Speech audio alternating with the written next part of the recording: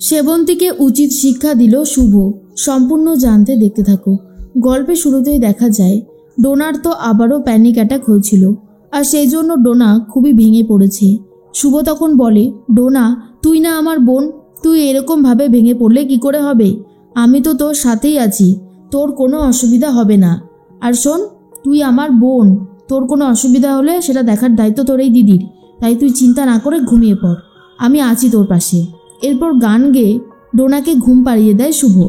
ঋদ্ধি তখন বলে, ভাগ্যি শুভ ছিল, না হলে যে আমি কি করে ডোনাকে শান্ত করতাম আমি নিজেও জানি না।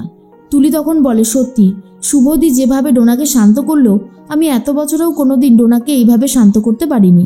শুভদি সত্যি অনেক বড় মন নিয়ে চলে। আর এই সমস্ত প্রশংসা শোনার পর আদ্রিতেরও খুব ভালো লাগে। সকাল হতেই রমিতের রেজাল্ট বেরিয়েছে।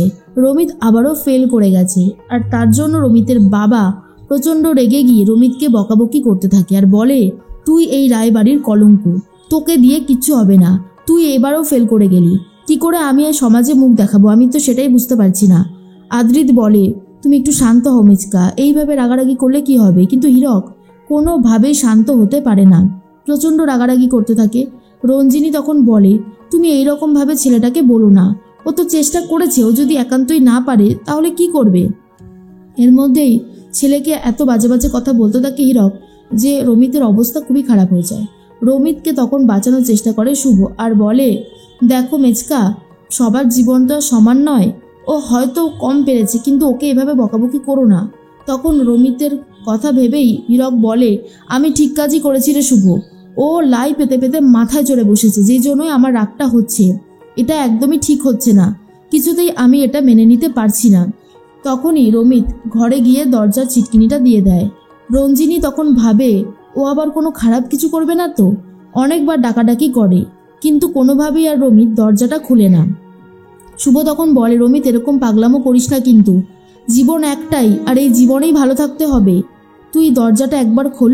আদ্রিত তখন মেজমাকে বলে, মেজমা তুমি শুভর ওপরে একটু ভরসা রাখো, ও ঠিক রমিতকে বার করতে পারবে, চলো আমরা এখান থেকে চলে যাই। এরপর শুভ আস্তে আস্তে বলে, দেখ আমাদের দাদু কিন্তু পড়াশোনা করে বিশাল বড় চাকরি করেছে তেমনটা নয়, সে ব্যবসাতে ভালো ছিল বলে ব্যবসা করেছে। তোর একটা দিক খারাপ হতে পারে, কিন্তু আরেকটা দিক তোর খুবই ভালো, সেই বিশ্বাস আমার আছে। এবার তুই বল যে তুই কি করতে চাস, সেটাই হবে। তুই এইরকমভাবে ভয় পেয়ে মুখ লুকিয়ে নিলে তুই হেরে যাবি। আমি বলছি সব ঠিক হয়ে যাবে, একবার অন্তত বেরিয়ে আয়। এরপর রমিত নিজের ব্যাগপত্র নিজেই গুছিয়ে নিয়ে দরজা খুলে বেরিয়ে আসে। তখনই শুভ বলে, এই তো রমিত বেরিয়ে এসেছে, তোর কি হয়েছে? মন খারাপ? মন খারাপ তো হবেই, কিন্তু এর পরের বার তুই আরও ভালো রেজাল্ট করবি। তোর যেই বিষয়ে সব থেকে বেশি দক্ষতা আছে তুই সেখানে ভালো করে থাক, দেখবি তোর ফিউচার এমনি হয়ে গেছে।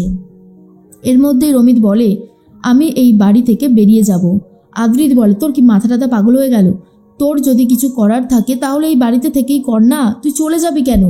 রমিত বলে, হ্যাঁ আমি চলে যাব, আমি এখানে থাকবো না, কারণ আমার মনে হয় আমি যদি এই বাড়িতে থাকি তাহলে আমার দ্বারাই কোনোদিনও কিছু করা সম্ভব নয়। আমি বেরিয়ে গিয়ে কিছু একটা করে দেখাবো, আর বাবা তো বলেছে আমি হলাম অপদার্থ অপগণ্ড, তাই এই বাড়িতে আমি থাকতে চাই না। দাদু তখন বলে, হীরক তুই কেন এই কথাগুলো রমিতকে বলেছিস? রমিত না পারতেই পারে, তাই বলে ওর ওপর ভরসাটা সরিয়ে নিবি তুই? এর মধ্যে রঞ্জিনীও খুব কান্নাকাটি করতে থাকে আর বলে, তুই কোথাও যাবি না। কিন্তু রমিত বলে, যেতে আমাকে হবেই, আমি আর এই বাড়িতে থাকবো না, আমি এই বাড়িতে সেদিনই ফিরে আসবো যেদিন আমি কিছু একটা করে দেখাতে পারবো। হীরক তখন বলে, যা যা, বাইরের গোটা দুনিয়াটা যখন দেখবি না তখন বুঝতে পারবি যে তুই কি ভুল করেছিস। এর মধ্যেই দাদুও বারণ করে, পুলক বারণ করে, কিন্তু রমিত কোনো কারোর কথাই শোনে না আর বলে, আমি আসছি। রঞ্জিনীর পায়ে হাত দিয়ে নমস্কার করে রমিত বেরিয়ে পড়ছে। রঞ্জিনী তো খুবই কান্নাকাটি করতে থাকে। শুভ বোঝানোর চেষ্টা করে, রমিত তো বড় হয়েছে, আসলেই ও সবটা বুঝতে পারে, হয়তো ও কিছু একটা করে দেখাতে চাইছে এখান থেকে বেরিয়ে, যদি সেটা ভালো কিছু হয় মেজমা, তাহলে কেন তুমি আপত্তি করবে? মেজমাকে বোঝাতে থাকে, আর এদিকে রমিতও বেরিয়ে যাচ্ছে। সেবন্তী এসে শুভকেই কথা শোনাতে থাকে। শুভ তখন বলে, তুমি তো নিজের ছেলের ভালোটা কখনোই বুঝতে পারছো না, তাহলে আর কি করেই বা তোমাকে বোঝাবো মা?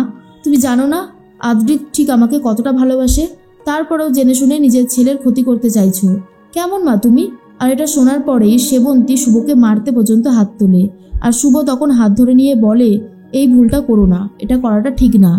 আমি তোমার ছেলেকে ভালোবাসি বলেই সব কিছু সহ্য করে নিই, কিন্তু আর আমি সহ্য করবো না, এই কথাটা মাথায় রেখো।